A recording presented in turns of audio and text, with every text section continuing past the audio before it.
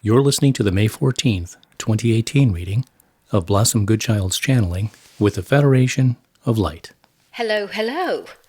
I'm looking forward to today's chat. It'll be the last one for almost a month as I'm away to Blighty to shine my lighty.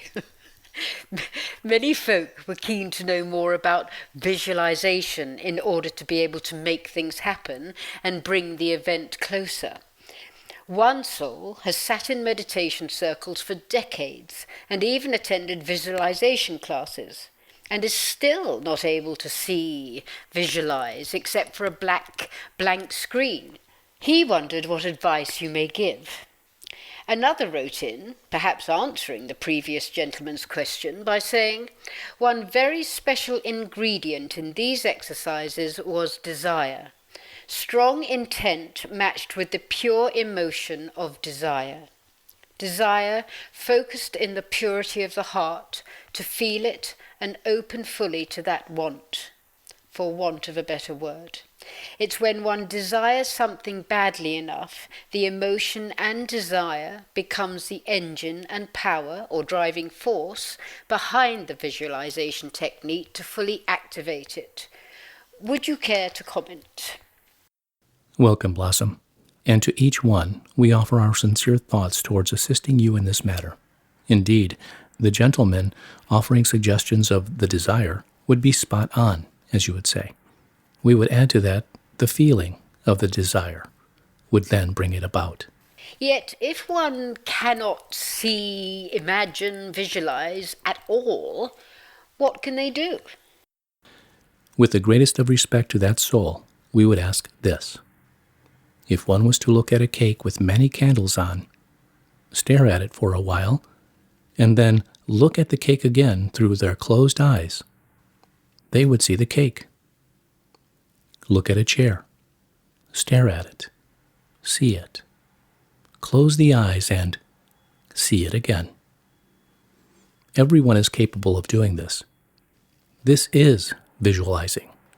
You are visualizing something that you know the shape of. You know the shape of everything that is within your awareness.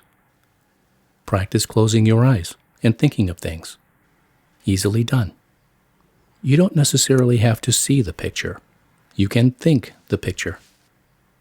Yet, if you are thinking of the picture, you are visualizing it, just by the fact that you are thinking about it. Try to think of an object and not see it. It cannot be.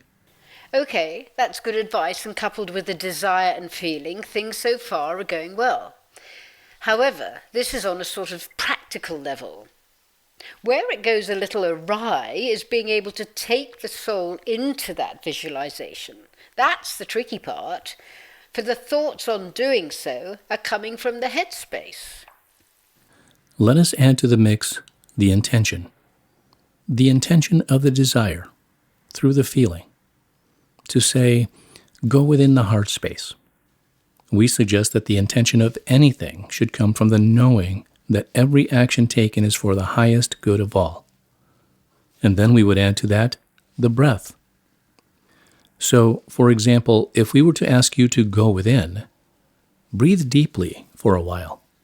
To do so for 5 minutes is far better than for 3 breaths. Listen to the sound of the breath and think of nothing else. In fact, imagine the very air, perhaps like sparkly dust, being inhaled, in, throughout your body, and then imagine all the stale, sparkly dust from inside being blown out as you exhale. Concentrate on this for much longer than you feel you should. Set the intention and the desire. Can I interrupt here? What is the difference between an intention and a desire? The feeling. The intention is, in this instance, to go within. The desire, in this instance, is to feel the absolute knowing of wanting to do so. And within this wanting, allow the feeling to arise. The feeling of what? The feeling of love. The feeling of being in love, within love.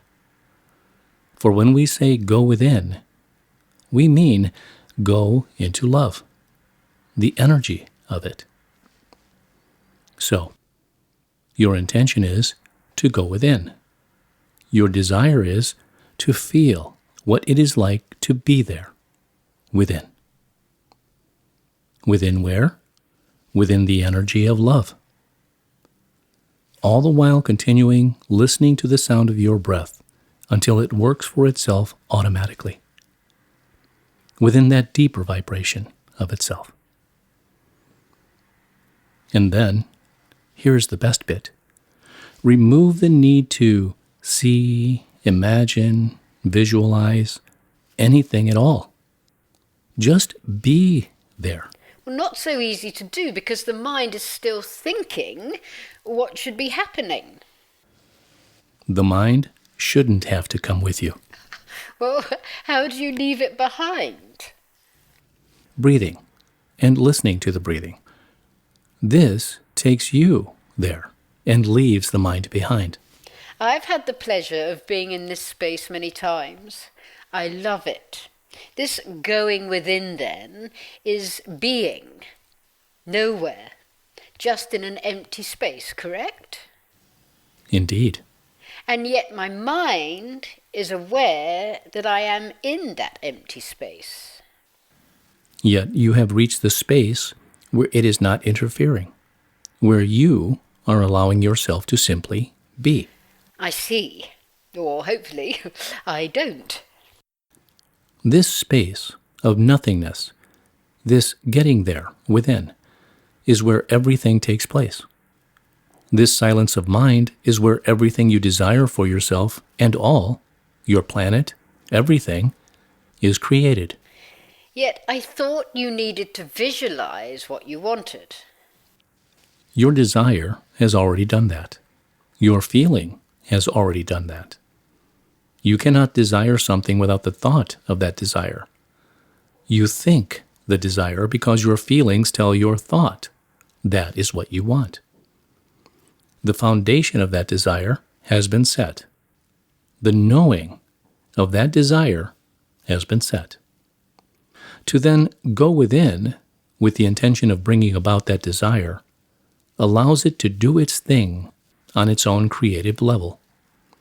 By not interfering with thoughts and mind, allows it to be created. This is all very interesting.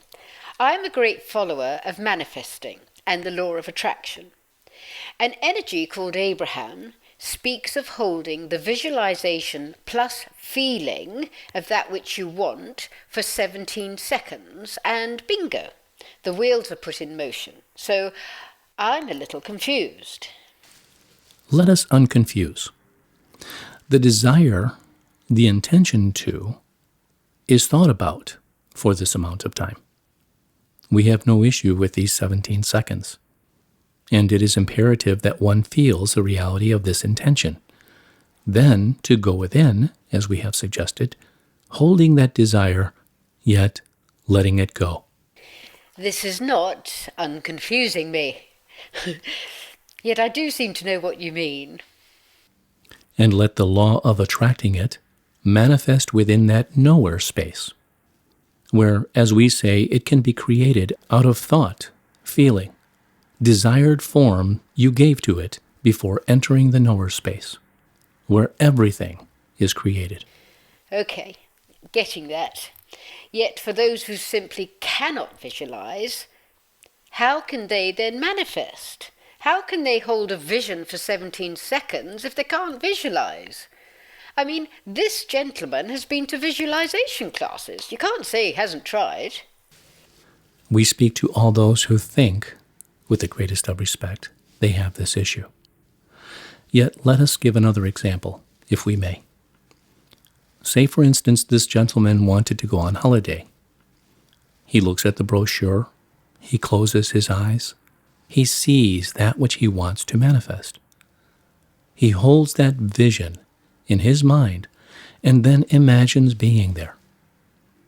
The sun, sea, etc. And continues to hold that vision, now allowing the feeling in. Everyone has felt the warmth of the sun, so one recalls that feeling One is imagining the sun and then feeling its warmth. One could be in the North Pole and still feel this warmth within the being, through talking oneself into it, through it. My thoughts are going to last week's channeling when you said to visualize, visualize, visualize. Are you not now saying the opposite? No, we are saying to do so and then adding on the necessity to take it that step further by going within that visualization, and then letting go before getting there, as we have said earlier. It is all making sense to me on some level, I think. I can't even remember where we started. Dearest souls, we would like to mention here the event. For in past mentionings over the years, you have always felt, Blossom, that we brought the subject up only to let it die down again. In this instance, we desire to say that these suggestions will bring you ever closer to it taking place. As opposed to it coming ever closer to us. It is one and the same. To have the intention, desire, visualization, knowing of this occurrence, continuing, flowing through your being, is what we would ask of you. Hold the thought, the feeling of it taking place in a sacred place in your heart. Hold it in there tightly, knowing on a deeper level that while your life appears to be taking place on the surface, such a large part of your life is preparing for this event to take place on a deeper level. Preparing and making ready. Just throwing this in, how can we visualize it, hold that vision, if we don't know what the event actually is? What exactly would be useful to visualize in this case? What do you visualize when you hold it in your thoughts, Blossom? Well, let me see. The minute I think the words the event, I automatically take a deep breath. For me, then, I see in my mind's eye a pink sky and something, yet I don't know what, entering through. All I can do then is go into this feeling, visual, of either falling to my knees or lying on the ground in absolute wonder. That's as far as I get. That is as far as you need to get. Shouldn't I be imagining what comes after? Yet I can't seem to do that. That's just a blank. A blank canvas awaiting the artist. Dearest Blossom, we feel it is time to remove our connective correspondence energy for today. We are aware, of course, of your impending trip. We very much look forward to your return, whereupon we shall once again take up these conversations, which we are happy to say seem to be enjoyed by so many. So it seems indeed. I never thought that a conversation I have in my head would be spread far and wide, yet this helps me to accept and know that this is so, because you are of truth, and it is my deepest honour to continue. In loving thanks. We consider the fact that so many enjoy these conversations to be an honor to do so also. The plan is coming together in the name of service. Enjoy your trip. It is my intention and desire to do so.